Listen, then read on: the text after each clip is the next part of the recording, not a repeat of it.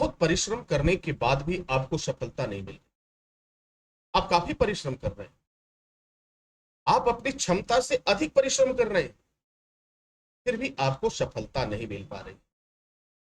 वर्ष बीत गए, दिन गुजर रहा है, रात गुजर रहा है, लेकिन मुझे मंजिल नहीं मिल रही।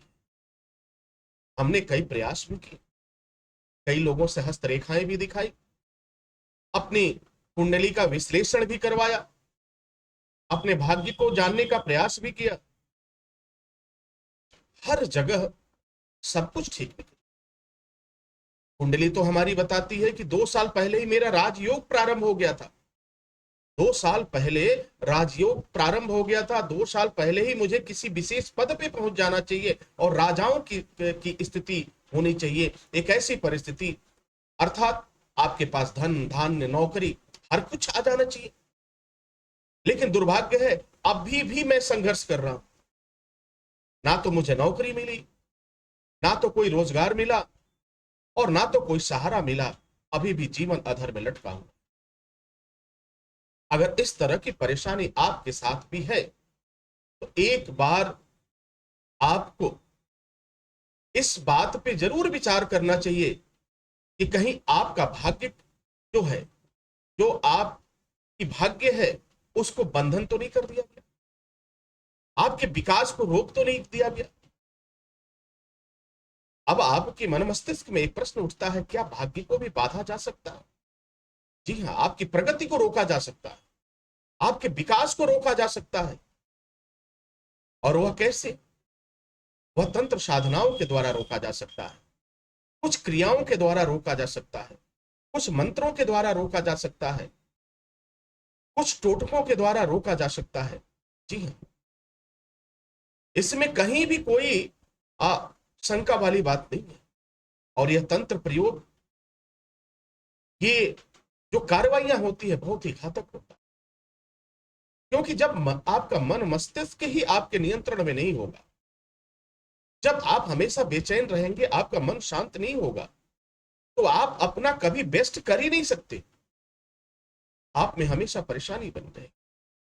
ऐसा एक नहीं, मैं हजारों की संख्या में लोगों से मेरी संपर्क हुआ, उनसे मुलाकात हुई, मैंने देखा काफी दिनों से वह परीक्षाएं दे रहा था, कोई आईएएस की तैयारी कर रहा है, कोई पीसीएस की तैयारी कर रहा है, कोई किसी की तैयारी कर रहा है, लेकिन उसे सफलता नहीं मिल रही। लेकिन जब उसने अपने बुद्धि और विवेक का प्रयोग किया,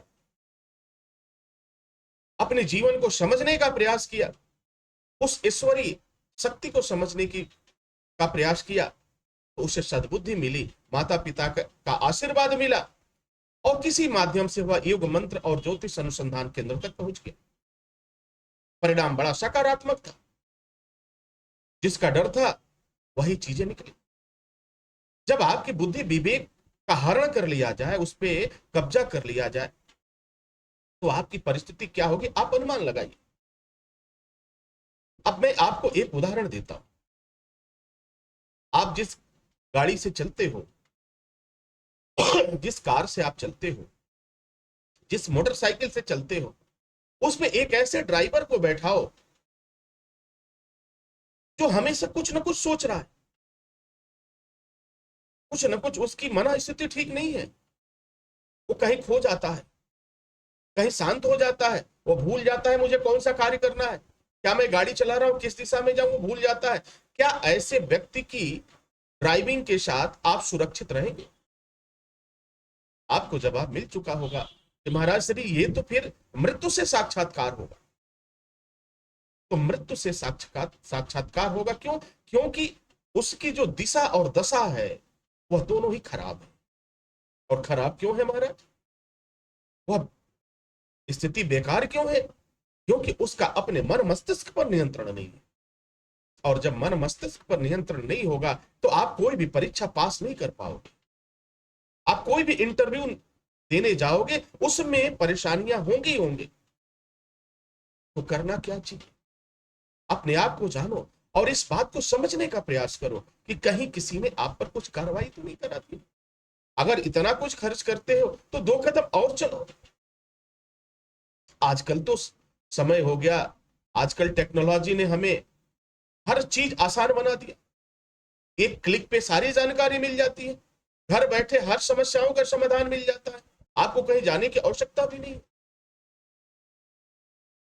तो आज लोग अपने विकास से जितना नहीं होते, खुश नहीं होते, उन्हें खुशियां नहीं मिलती, उतना पड़ोसी या अपने कुछ ऐसे लोग जब वो आगे बढ़ते हैं उससे उन्हें जलन होती है। और जब इंसान जलन की भावना रखता है तो उसका पैर खींचने की कोशिश करता है, उसे परेशान करने की कोशिश करता है, क्योंकि उसे उसके मन में एक जलन की भावना है, वो नहीं चाहता कि वो आगे बढ़े। तो ऐसे लोग आपके घर परिवार में, आपके रिश्तेदार, आपके पड़ोसी, आपके दोस्त, हित मित्र, प्रेमी प्रेमिका, कोई भी हो सकता है, जो दिखाने के लिए तो कहता है कि हम आपके साथ हैं, लेकिन वो नहीं चाहता कि आप आगे बढ़ो। वो नहीं चाहता कि आप आईएएस अधिकारी बनो, वो नहीं चाहता कि आप पीसीएस अधिकारी बनो, वो नहीं चाहता कि तुम जज बनो, वो नहीं चाहता कि तुम्हें नौकरी मिले। वो चाहता है कि जीवन भर तुम बेरोजगार रहो, दर दर की ठोकरें खाते रहो और घूमते रहो। वो तो ये चाहता है। और जरा आप विचार करो कि जो व्यक्ति यह चाहता है वो कभी तुम्हारे भले की बात नहीं सोच सकता, वो कभी भले की बात नहीं सोच। मैं एक नहीं अनेक ऐसे उदाहरण मेरे समक्ष आए। ऐसे ऐसे लोग हैं कि महाराज सर ये कई वर्षों से कोशिश कर रहा हूं लेकिन हो नहीं पाता। जब मैंने हस्तरेखा का विश्लेषण किया, देखा कि इसका तो प्रचंड राजयोग का है, सेनापति ग्रह है, हमेशा इसे आगे रहने की क्षमता है, और यह व्यक्ति आज बार बार गिर रहा है, सफलता इससे कोसों दूर है।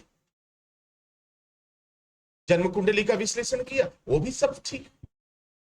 अब जब मैंने दूसरी चीजों का विश्लेषण किया तो उसमें मुझे इस बात की जानकारी मिली कि किसी ने अपनी क्षुद्र मानसिकता को जाहिर करते हुए कुछ बुरी चीजों को इस व्यक्ति के साथ लगा दिया, और जब तक वह चीज हटेगी नहीं तब तक आपकी मन स्थिति सुधरेगी।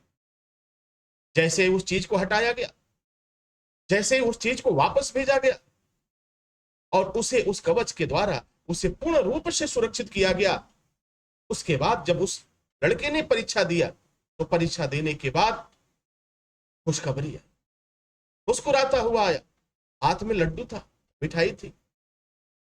मुझे इस बात का अंदेशा हो गया कि जरूर कोई खुशखबरी, शायद विवाह तय हो गया। लेकिन विवाह की खुशी नहीं थी, वह नौकरी की खुशी। जब किसी भी कैंडिडेट को, किसी भी व्यक्ति को सरकारी नौकरी मिल जाती है, उसकी मनचाही मंजिल मिल जाती है, तो चेहरे पर जो आनंद आता है, जो चेहरे पे खुशी के भाव आते हैं, वो बड़ा अद्वितीय होता है महाराज, बहुत अद्वितीय होता है। तो अपने लोगों को आपको बचाने का प्रयास करना चाहिए, खुद बचना चाहिए, क्योंकि आज के समय में हर कदम बुरे विचारधारा के लोग आपकी समक्ष चल रहे हैं। आप समझ ही नहीं पाओगे कि वह व्यक्ति आपके साथ कदम से कदम मिलाकर चल रहा है और बार बार आपको प्रताड़ित करने का कोशिश करता है। वो सामने से तो कुछ भी नहीं कर सकता, लेकिन आपका नुकसान करने से वो कभी चूकेगा नहीं। तो ऐसे दोहरे चरित्र के लोगों को जरूर जानने का प्रयास करना चाहिए, समझने का प्रयास करना चाहिए। और जहां पर मन में विचार आए कि मैंने बहुत प्रयास किया, हो नहीं पा रहा, कहीं कोई दिक्कत तो नहीं, जब इस तरह का भाव आ जाए तो समझ लेना कि परम पिता परमेश्वर का आदेश है कि नहीं, अब तुम्हें इसे समाप्त करना होगा, तुम्हें इस चीज को हटाना होगा। वह संकेत मिलता है, ईश्वर तुम्हें साक्षात संकेत देते हैं। योग मंत्र ज्योतिष अनुसंधान केंद्र आपकी सेवा के लिए है, आपके लिए है। इसका मुख्य उद्देश्य आपके परिवार को सुरक्षित करना है, आपके परिवार के चेहरे पे मुस्कुराहट लाना है, आपकी खुशियां लौटानी है, प्रेम और करुणा का प्रसार करना है। योग मंत्र ज्योतिष अनुसंधान केंद्र का परम लक्ष्य और कर्तव्य है। तो आप हमेशा खुशहाल रहिए, राम जी का आशीर्वाद है, हनुमान जी महाराज की कृपा होगी और मेरी शुभकामनाएं आपके साथ रहेंगी। सदा आप मुस्कुराते रहें, सदा खुश रहें।